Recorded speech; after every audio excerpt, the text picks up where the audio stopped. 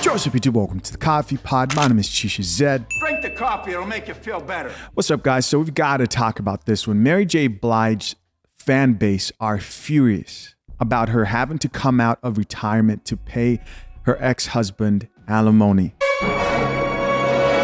Now, the interesting thing is she really hasn't spoken publicly about this specific situation, her literally having to go back on tour now that she's retired. How old is Mary J. Blige? We're going to check out what she has to say, guys. I'm going to play a video of her expressing her thoughts about her current situation. She's 52 years old. 52 years old. At this point, she should be retired.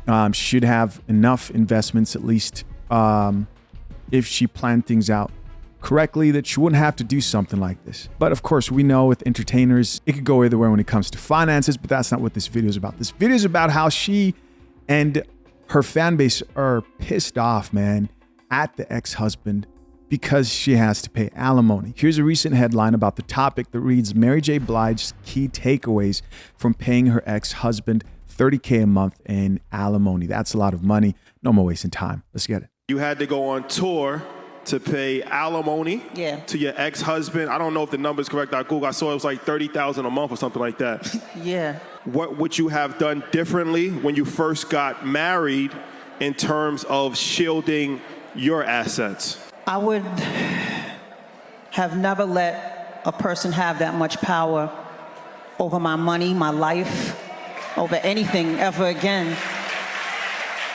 Sounds like she would have signed a prenup. Guys, notice what's really interesting here that you see.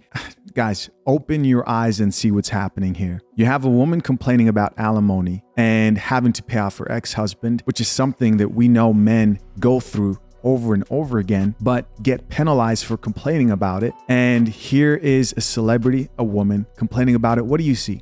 She's at a woman, what's this thing called? It's called Strength of a Woman Festival and Summit. They all gathered around and they're all lifting each other up.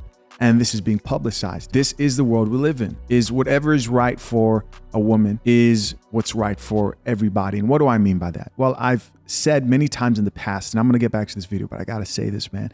I've said many times in the past that change when it comes to the laws will not come until more women experience the inequality when it comes to divorce court and like family law and such. Until enough women are actually crying about it, they won't care how many men are being affected negatively. So the more of this we'll see, the more women will finally see the light. But until then, it's just make sure you sign a prenup, right? If you're gonna get married, make sure you protect yourself in any shape or form. Let's get back into this video.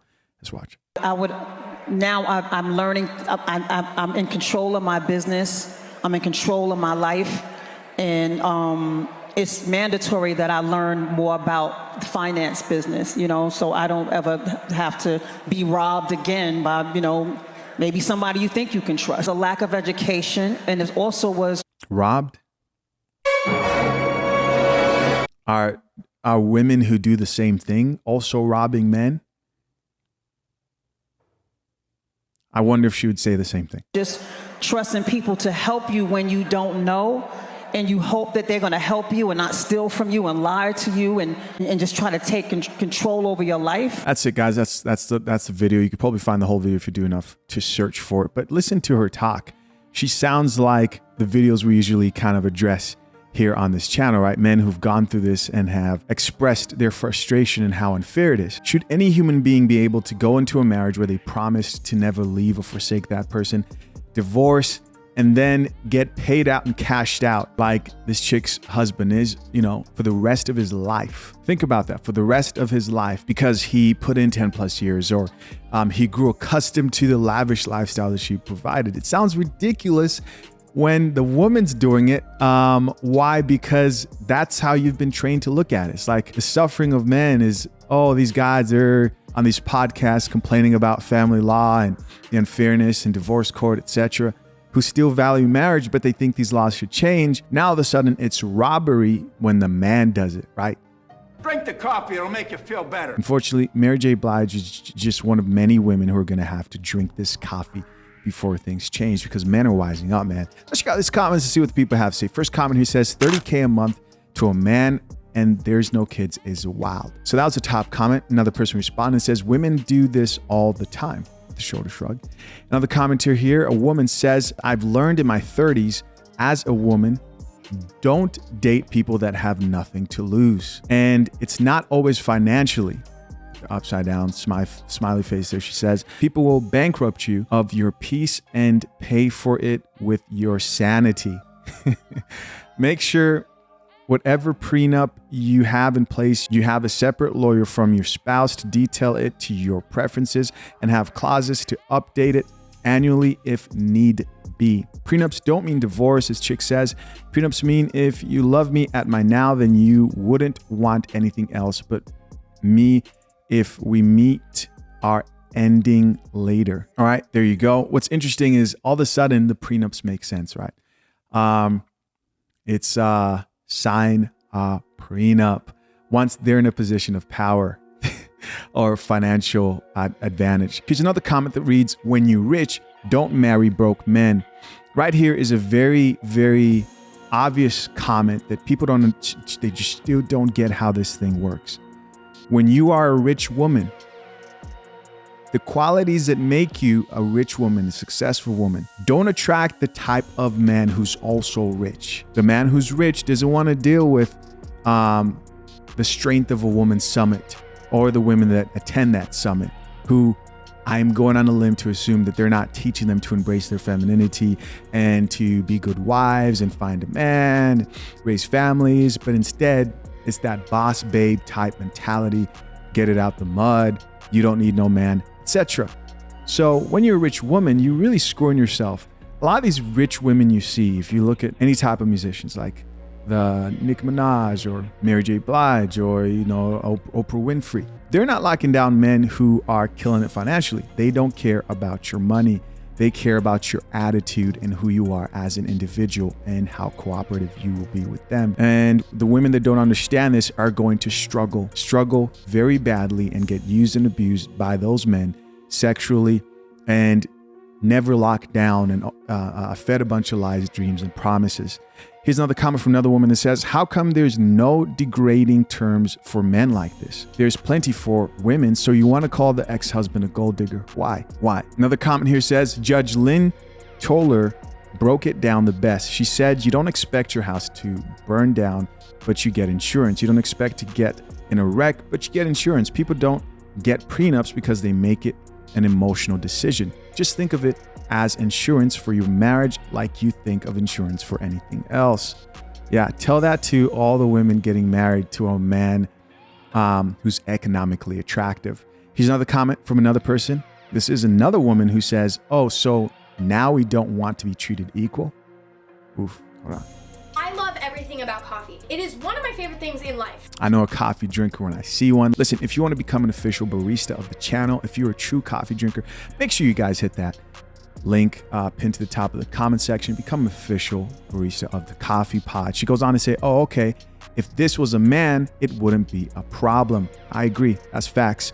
Here's another comment from another person that says, wow, he almost ruined her financially, cheated on her, and walks away with $30K a month in alimony. Wow. Ladies, let this be a lesson. Never marry down.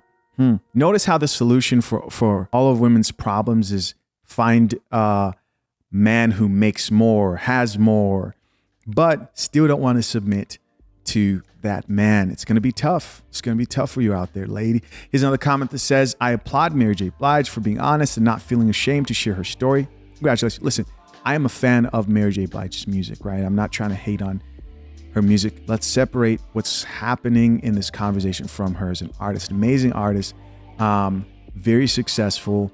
I can name off a bunch of, songs. Goes on to say, a lot of people, man or woman, would have felt too humiliated to share this publicly. That's courage. Well, that's good that she's being honest. Maybe this will begin to change faster. Here's another comment that says, it's so hard to watch her talk about this. Mary is so effing sweet. The courts don't care about how sweet you are. Right? They don't care about how nice you are. They don't give an F. Here's another comment that reads that this is a sorry man any way you look at it. Just sorry. Really? Is he? Is he a sorry man? What do you guys think? I'm curious. Another comment here comes from another woman. She says 2 words, Pookie and them. Did Mary J. Blige marry Pookie? Mary J. Blige's ex-husband. I couldn't tell by looking at the photos. I don't know much about the guy. Maybe you guys can fill me in the comment section down below. Another comment here says, I love Mary, but I don't feel bad at all. Men been getting finessed during divorce proceedings for so long. It is what it is. This commenter says 100 likes on that. Now, guys, of course, I'm curious to know what you think. Leave your comments down below. What do you think of this whole situation? Do you feel bad for her? Is at this point, I almost am happy. This is going to sound horrible. I am not happy that she's going through a hard time, but I am happy the more people are seeing, hopefully they see how effed up some of these laws are in the courts. This is what it will take. I've said it before. It won't happen with men getting on here and even petitioning or talking about it. It's going to be women who'll be getting screwed over, and then the simps and the companies that want to support women, and because we live in a gynocentric society, will come together and they'll say, oh no, this isn't right. What were we thinking? And finally, some changes may come. Listen, I appreciate you as always for checking out yet another episode of the Coffee Pod. Till next time, I'm out. Peace.